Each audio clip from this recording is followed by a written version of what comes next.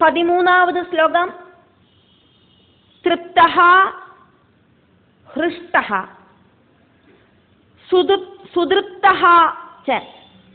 തൃപ്തഃ ഹൃഷ്ടഃ സുതൃപ്തഃ ച കന്ദർപ്പ ആകൃഷ്ടമനസഃ ന വ്യജഷ്ട വരാരോഹാം ഗൃഹിണീം ഗൃഹമേദിനീം തൃപ്തോ ഹൃഷ്ടസുതൃപ്തശ്ച കന്ദർപ്പാകൃഷ്ടമാനസ ന വ്യജഷ്ടവരാരോഹാം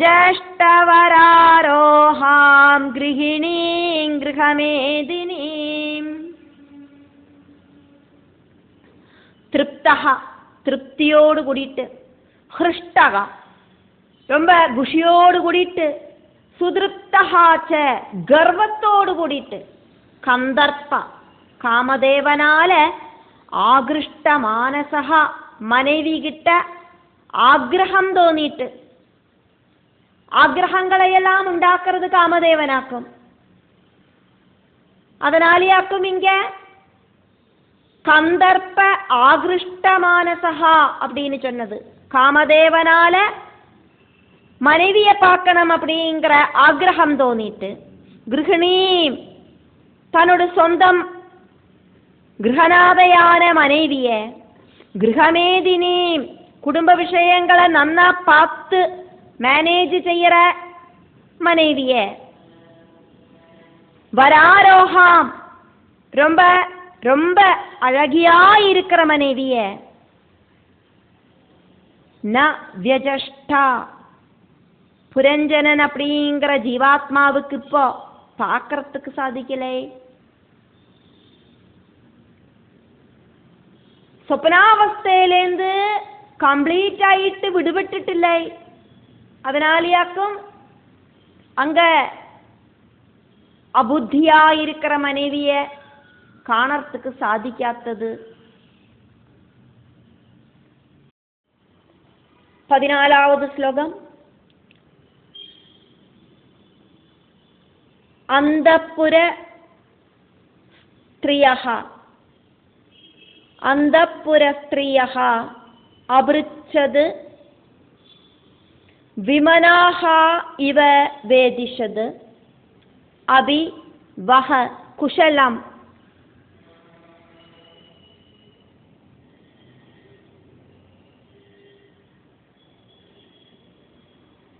ராமாः ஸ்வ ஈஸ்வரீணாம் யதா புரா.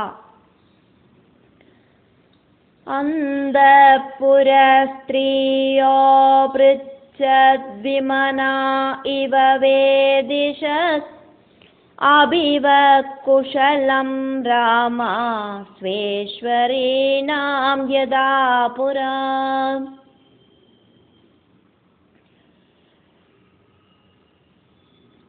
வேதிஷது நாரத மகர்ஷி பிராச்சீன பர்ஹிஸ கூப்பிடுறதாக்கும். இது வேத மந்திரங்களால நிறைய நிறைய யாக யஜ்ஞங்களை செஞ்சவனே அப்படின்னு நாரத மகர்ஷி பிராச்சீன பர்ஹிஸ கூப்பிட்டு சொல்றார்.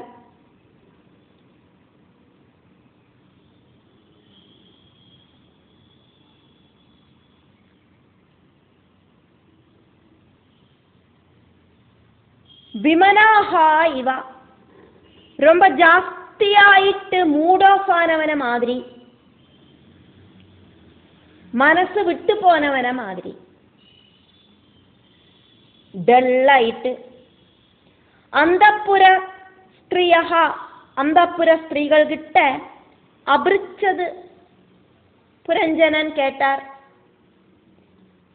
ராமாஹா அழகிகளே, ஸ்வ ஈஸ்வரீனாம் உங்களோட எஜமானியோடு கூடின, வஹா உங்களுக்கு எல்லாம், குஷலமபி சுகம்தானே, யதா புரஹா முன்னால நான் மிருகவேட்டைக்கு போறதுக்கு முன்னால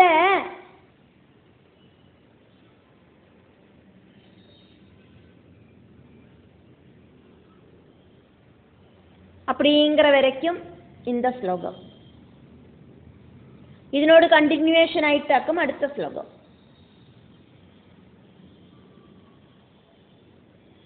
புரஞ்சனன்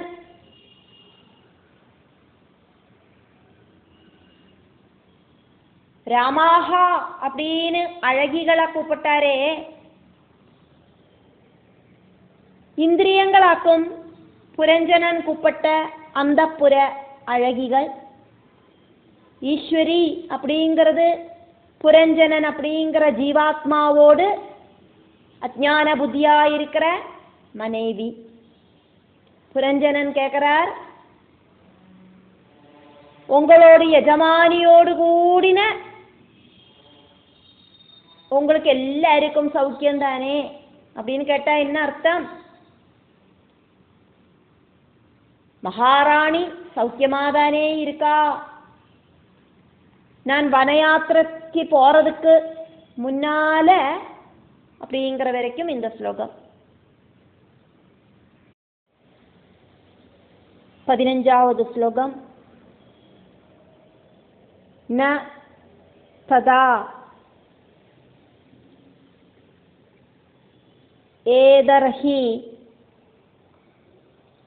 ரோஜந்தே கிருஹேஷு கிருஹசம்பதஹ யதி ந ஸ்யாத் கிருஹே மாதா பத்னி வா பதிதேவதா व्यङ्गे रद इव प्राज्ञः कः नाम आसीद दीनवद् न तदैदार्हि रोजन्ते गृहेषु गृहसम्पदा यदि न स्यात् गृहे माधा पत्नी वा पतिदेवता व्यङ्गे रद इव प्राज्ञ को नामासीददीनवद् को नाम कः नाम आसीद दीनवद् व्यङ्गेरद इव प्राज्ञ को नामासीद दीनवद्.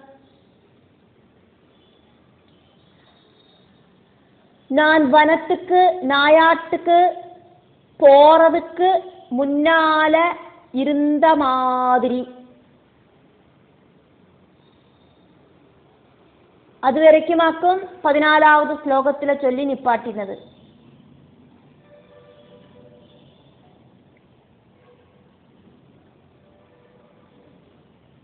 நான் வனயாத்திரைக்கு போறதுக்கு முன்னால இருந்த போல அப்படின்னு சொல்லி நிப்பாட்டினதுக்கு அப்புறம் இந்த 15வது ஸ்லோகம் கண்டினியூ ஆகிறது. கிருஹேஷு வீடுகளில கிருஹ சம்பதஹா வீடுகளில் இருக்கிற பொருள்களுக்கு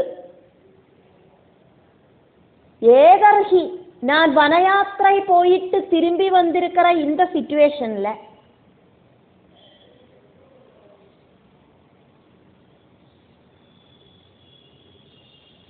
ததா இப்ப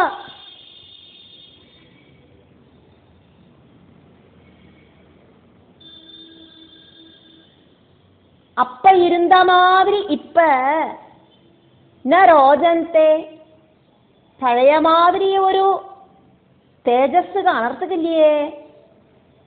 ஜீவாத்மா இந்திரியங்கள்கிட்ட கேட்கறதையாக்கும் பார்த்துட்டு இருக்கோம். கிருஹே வீட்டுல மாதாவா அம்மாவோ பத்னிவா மனைவியோ, அந்த மனைவி அப்படிங்கிறவள் பதிதேவதா பத்னிவா பதிவிரதையான பத்னியோ, யதி ந ஸ்யாத் வீடுகளில் இல்லை அப்படின்னாக்கா, பிராஜ்ஞா புத்தி இருக்கிற கஹா ஆராக்கம், வியங்கே ரதே இவா ரதத்தோடு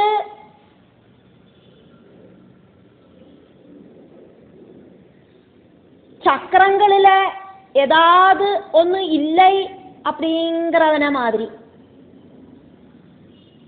ரதத்தோடு சரீரத்தில் அங்கஹீனம் சம்பவிச்ச மாதிரி, சரீரத்தில் அங்கஹீனம் சம்பவிச்ச ரதத்த மாதிரி, ரதத்தில் ஏதாவது ஒரு பார்ட்டு இல்லாமான மாதிரி, தீனவது நாம ஆசீதா உபயோகசூன்யமான அந்த ரதத்தில் ஆരാക്കും உட்காந்துருப்பான். ஒரு ரதம் ரிப்பேர் ஆயாச்சு அப்படின்னு தெரிஞ்சா പിന്നെ അതിൽ உட்காந்துட்டு என்ன பிரயோஜனம்? ஒரு வாகனம் அதில் ஏறிட்டு நமக்கு ஒரு യാത്ര போகணும். அந்த வாகனம் ரிப்பேர் ஆயாச்சு, അതിനി கொஞ்ச நாளைக்கு சரியே ஆகாது அப்படின்னா அந்த வாகனத்துக்குள்ள உட்காந்துட்டு என்னவாக்கும் ஒரு பிரயோஜனம்? புத்தி இருக்கிற ஆராதும் அப்படி உட்காந்துப்பாளா? அது மாதிரியாக்கும் கிரகத்தில் குடும்ப ஸ்திரீகள் இல்லாம இருந்தா இருக்கிற ஸ்திதி, குடும்பத்தை நன்னா கொண்டு செல்லற பேராக்கும் குடும்பத்தில் இருக்கிற ஸ்திரீகள்.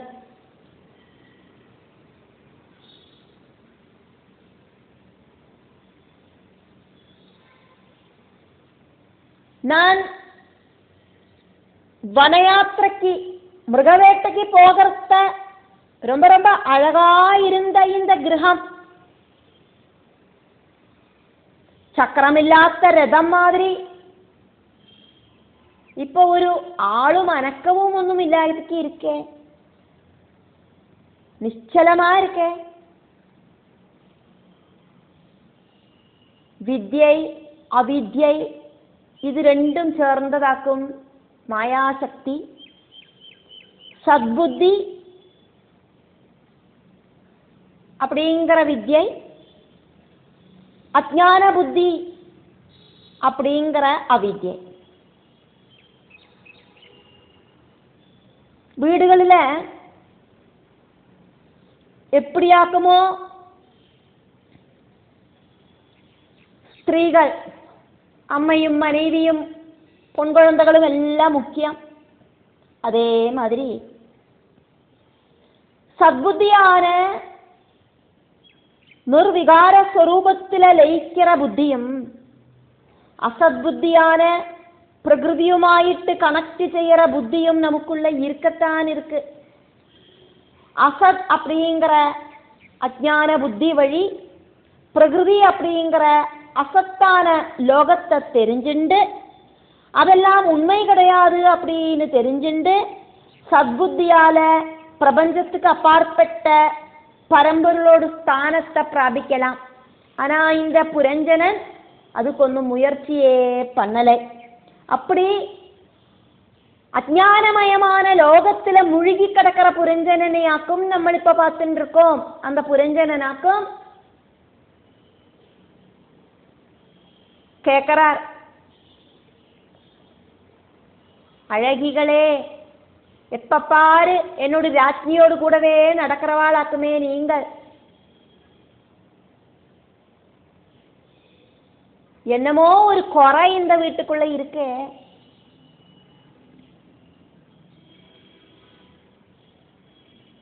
அப்படின்னு ஜாகிரத அவஸ்தையிலாக்கும் சத்குண ரஜோகுணங்கள் பிரவர்த்திக்கிறது. சொப்னாவஸ்தையில தமோ குணமாக்கும் பிரவர்த்திக்கிறது.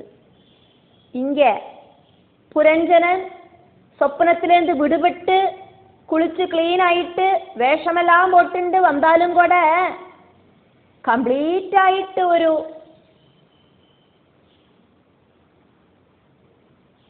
ജാഗ്രത അവസ്ഥയ്ക്ക് വന്നിട്ടില്ലേ.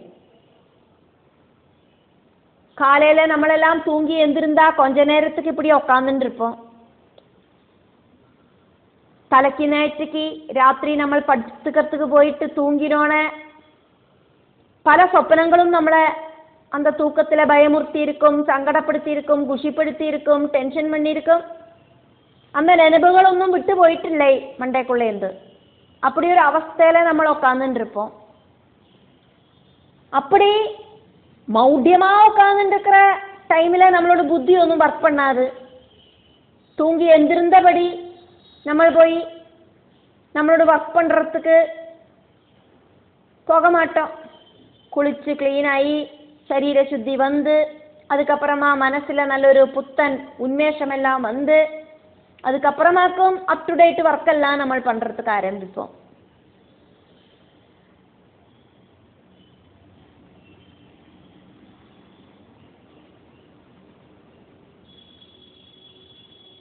படிக்கிற குழந்தைகளுக்கு கூடியும் தூங்கி எழுந்திருந்து உடனே அப்படியே ஏறி சேரில் போய் உட்காந்து டேபிள் மேலே இருக்கிற புக்ஸ் எல்லாம் திறந்து வச்சானா மைண்ட் ஒன்றும் ஒர்க் பண்ணாது. அப்போ அந்த குழந்தைகளை காலையில் தினச்சரியங்கள் எல்லாம் பண்ண வச்சு குளிக்க வச்சு நல்லா ஃப்ரெஷ்ஷாக்கிட்டு படிக்கிறதுக்கு உட்கார சொன்னாதான் அந்த குழந்தைகளுக்கு புத்தி ஒர்க் பண்ணும். எக்ஸாம்பிளுக்கு சொன்னதாக்குமே அதே மாதிரி இப்போ இங்கே புரஞ்சனன் ஆனது. சொப்பனத்தில் பலவிதமான கொடூர விஷயங்களையும் பண்ணிட்டு வந்திருக்கிறதாக்கும். அதனோடு ஒரு ஆதிக்கம் இன்னும் போயிட்டில்லை. அதனாலேயே புத்தி ஒர்க் பண்ணுறதுக்கு ஆரம்பிச்சிட்டில்லை. சொப்பன மயக்கத்தில் விடுபட்டாச்சு விடுபடலை இப்படிங்கிற ஒரு அவஸ்தையில் இருக்கிறதுனால இப்போ மனைவியை காணறதுக்கு சாதிக்கிறதில்லை. அதனால தோழிகள் கிட்ட கேட்டுன்னு இருக்கிறதையாக்கும் பார்த்துட்டு இருக்கோம். என்னமோ ஒரு குறை இந்த வீட்டுக்குள்ள இருக்கே, ஒரு சைதன்யத்தோடு குறை. உங்களோட சுவாமினியான யஜமானத்தியான என்னோட கிரகநாதையானவள் போய் எங்க இருக்கா காணலையே அப்படின்னு. 16வது ஸ்லோகம்.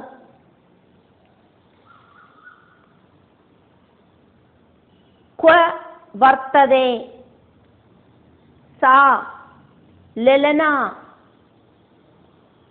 मज्जन्तं व्यसन अर्णवे.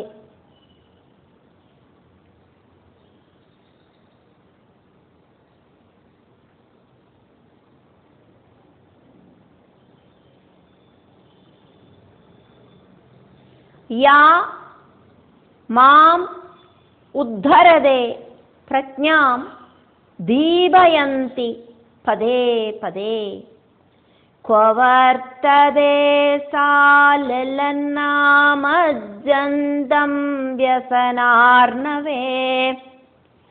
या मामुद्धरदे प्रज्ञां दीपयन्ति पदे पदे. सा அவள், லலனா அழகியான என்னோடு மனைவி, கோவர்த்தசே எங்கேயாக்கும் இப்ப இருக்கா, வியசன அர்ணவே சங்கட கடலில, மஜ்ஜந்தம் மூழ்கிற நேரத்தில், எனக்கு எப்பெல்லாம் சங்கடங்கள் உண்டாகிறதோ அப்பெல்லாம் யா மாம் அப்படி இருக்கிற என்ன உத்தரதே சங்கடத்திலேந்து மீட்டெடுக்கிற என்னோடு மனைவி இப்போ எங்கே. பிரஜ்ஞாம் புத்தியில, தீபயந்தி பிரகாசமாயிட்டு, பதே பதே மெல்ல மெல்ல என்னோடு புத்தி சக்தியில பிரகாசத்தை கொடுக்கிறவளாக்கும் அவள். பூர்ணமான ஜாகிரத அவஸ்தைக்கு சொப்னாவஸ்தையிலேருந்து வரதுக்காயிட்டு ஜீவாத்மா அப்படிங்கிற புரஞ்சனன் அஜ்ஞான புத்திய தேடறதையாக்கும் நம்ம பார்க்கிறோம். இதனோடதெல்லாம் தத்துவார்த்தத்தை 29வது அத்தியாயத்துல டீட்டெயில் ஆயிட்டு நாரத முனி பிராச்சீன பர்ஹிஸுக்கு சொல்லி கொடுக்கறத நம்மளும் தெரிஞ்சுப்போம்.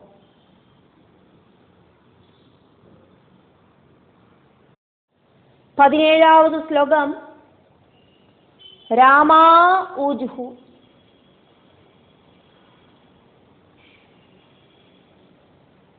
அழகிய ஸ்திரீகள், புரஞ்சனன் கேள்வி கேட்ட அந்த அழகிகள் ராஜ கொட்டாரத்தில் இருக்கிற மகாராணியோடு சகிகள் பதில் சொல்லறா. அதாக்கும் ராமா ஊஜுஹு.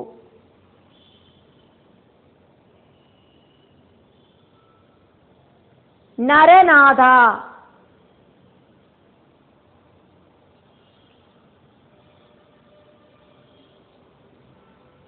ந ஜானீம त्वद् प्रिया यद् व्यवस्यति. भूतले निरवस्तारे शयानां पश्य शत्रुहन्.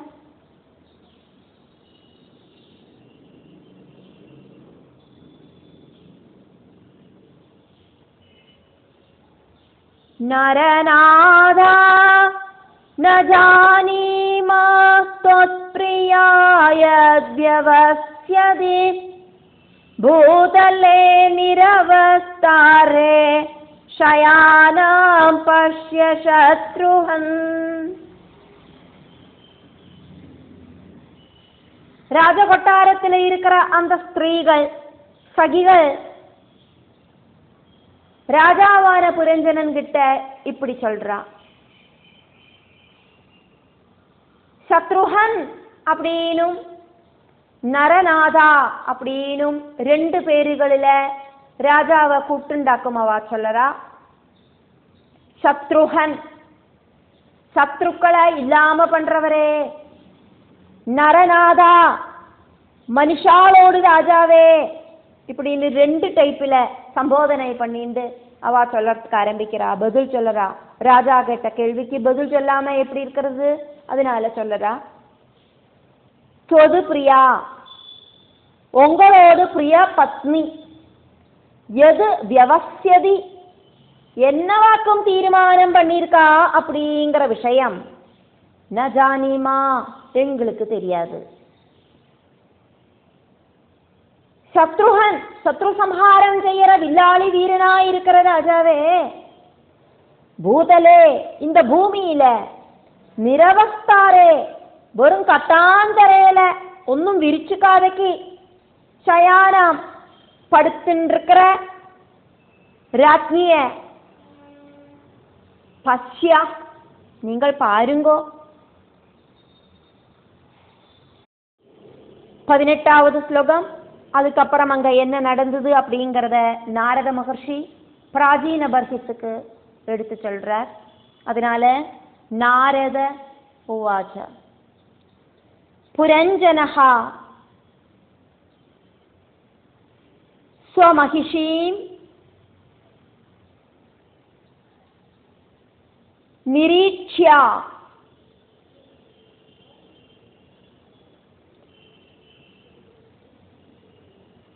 स्वमहिषीं निरीक्ष्य अवदुदां भुवि तद् संकः उन्मदित ज्ञानः वैक्लव्यं परमं ययौ. पुरञ्जन स्वमहिषीं निरीक्ष्यावदुदां भुवि तत् संगोन्मदितज्ञानो वैक्लव्यं परमं ययौ.